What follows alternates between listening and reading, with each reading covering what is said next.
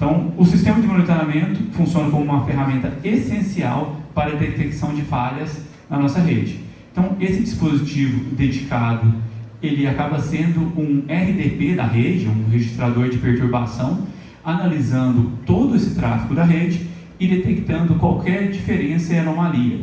Muitas vezes a gente acaba usando isso como a principal referência, o próprio arquivo SCL, que é o arquivo de configuração da subestação. Então, fazendo referência a esse arquivo, a gente consegue verificar o que estava previsto no artigo, como estava a configuração e o que tem de diferença.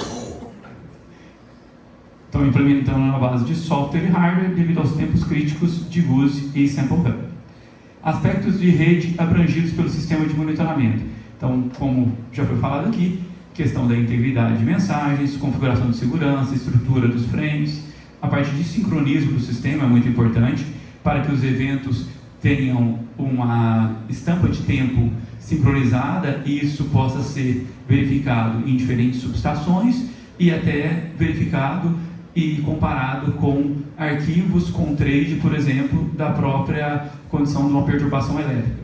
Então, estatísticas de tempo de mensagens também são muito importantes e o sistema ele deve trabalhar com a parte de teste e simulação, ou seja, uma vez aquela subestação já em operação passa por algum teste de manutenção periódico, o nosso sistema de monitoramento ele tem que saber e ele tem que entender que o dispositivo foi colocado em modo teste, tem que alertar isso e ao final do teste do operador daquele ED, é importante que ele está mostrando que de repente o dispositivo foi esquecido em modo teste, porque agora a gente não tem mais o nosso tradicional flex test quando a gente trabalha com uma subestação full digital. Então o equipamento ele é colocado em modo teste, o simulador, o test set, ele injeta a condição em modo simulação e no final ele tem que sair do modo teste. Uma vez deixando isso, é como se a gente, por exemplo, tivesse deixado a chave de aferição na posição errada. Então é importante o sistema de monitoramento alertar quanto a isso.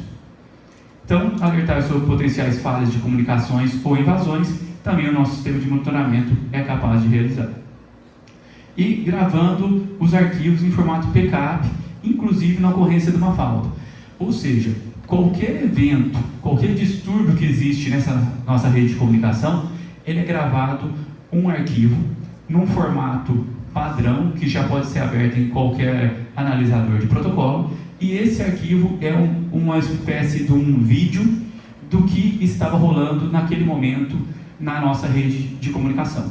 Ou seja, é como se fosse um com-trade dos dados da rede. E o formato desse arquivo é um formato da extensão PCAP, que é muito utilizado no principal analisador de protocolo utilizado atualmente, que é o Wireshark.